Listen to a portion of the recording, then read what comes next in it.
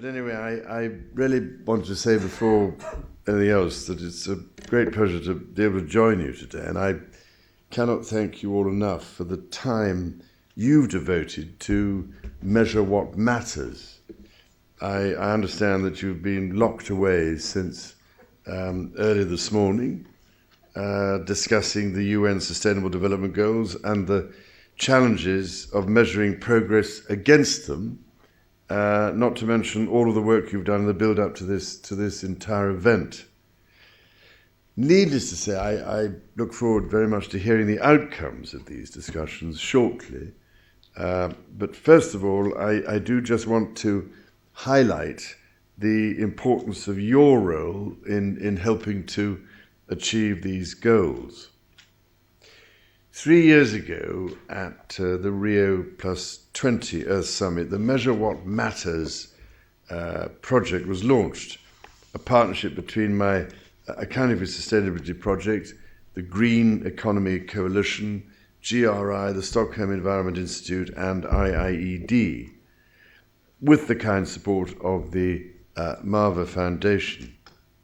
And as I said at the time, the entire issue of forging a truly sustainable economic model has for far too long been something of a side event. And you do not need me to point out what an intolerable strain we are placing on the natural world and human society. Scientists refer to it as the breaching of planetary boundaries. If left unchecked, a tipping point will eventually be reached with consequences too frightful to imagine.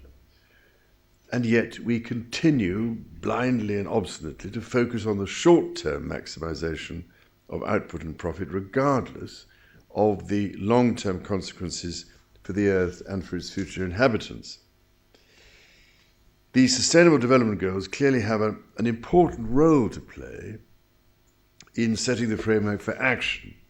They set out an alternative vision for the future, a vision around which action can be mobilized.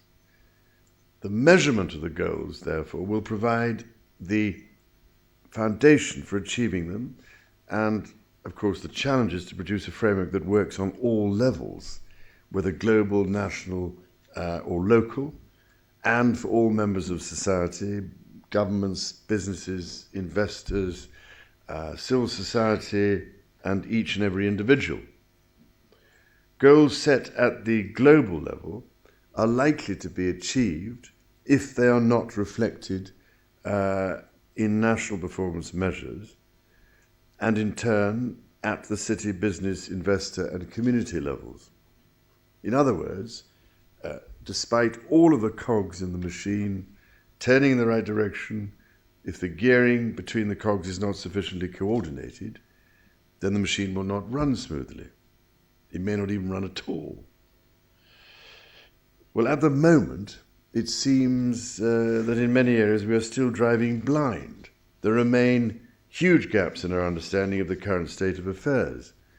For instance, in the corporate world, investors wanting to integrate environmental, social, and governance issues into their investment decisions are missing most of the information required. As a recent study of listed companies found, only 3% of the world's large companies and a tiny 0.04% of the world's small companies disclosed to their stakeholders even a basic set of 7 social and environmental indicators. Closing these data gaps and providing the vital information to enable an effective response obviously requires investment. So, ladies and gentlemen, this is where the Measure What Matters initiative plays such an important role. By bringing together all the various participants who are addressing different aspects of this important question, we can begin to build an integrated common framework of reference to enable improvements to be tracked and insight provided to decision makers. I need hardly say how encouraged I am to hear that real progress is being made by many of you, and that today's discussions might just help to accelerate the pace of change. Just take, for example, the case of fisheries. A recent study has shown that global fisheries are an underperforming asset. Poor fisheries management based on limited data sets has led to this situation.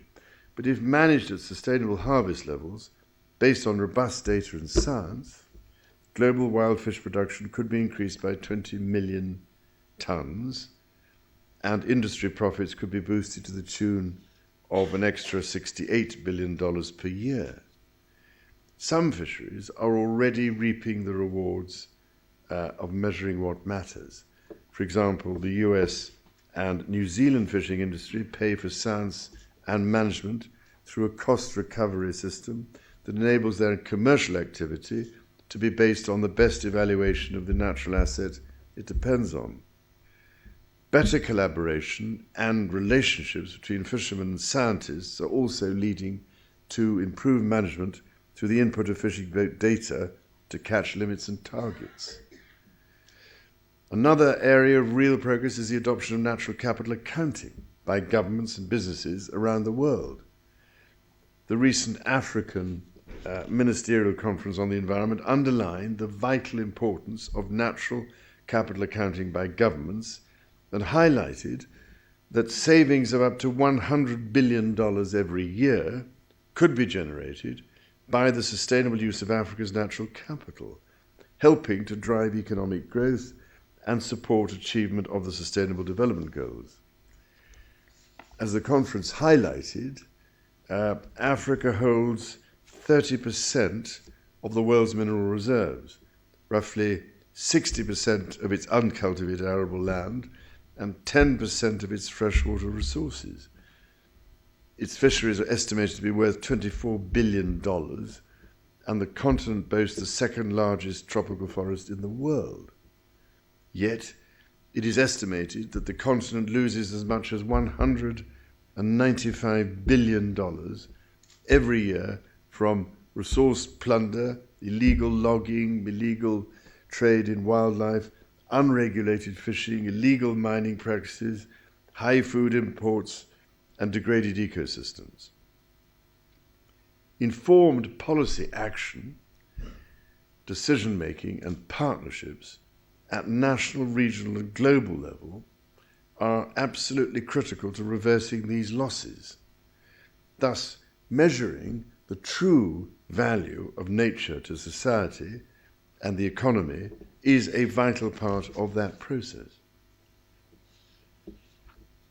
I must say, ladies and gentlemen, it is quite encouraging that the first natural capital protocol for business will be launched tomorrow to help provide a standardized approach for organizations to consider their natural capital impacts and dependencies. Interestingly, Yorkshire Water, a member of my A4S CFO Leadership Network, recently piloted the application of the protocol to a £24 million renovation project. The protocol helped the company to value the environmental impact of different project options in monetary terms, with the chosen approach creating extra value worth over £3 million by enhancing biodiversity and reducing carbon emissions. Since undertaking the pilot, Yorkshire Water is applying the principles of natural and social capital accounting to all its landholding, much of which is recognised for its importance as a site of special scientific interest.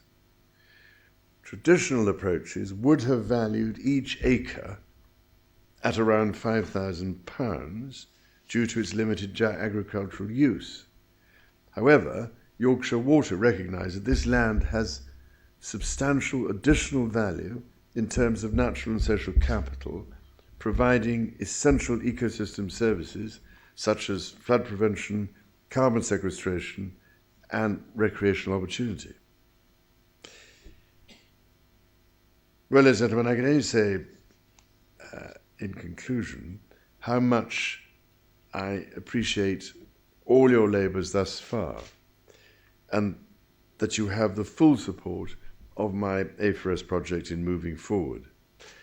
I cannot stress enough how important this is, even though some of you have doubtless heard me say this time after time, and will probably be heartily sick of it by now.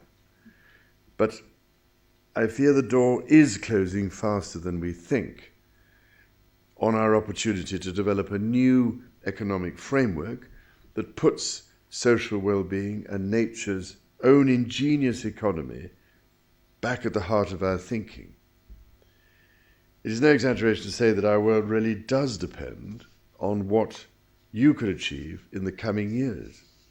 Your work, ladies and gentlemen, will shape decisions that have a material impact on the future well-being of the entire planet and of its people, which is precisely why your leadership and far-sightedness matter so much. And however vital statistics are, we cannot afford to let our arguments about who's the most accurate mean that at the end of the day we just test our world to destruction. So, ladies and gentlemen, thank you.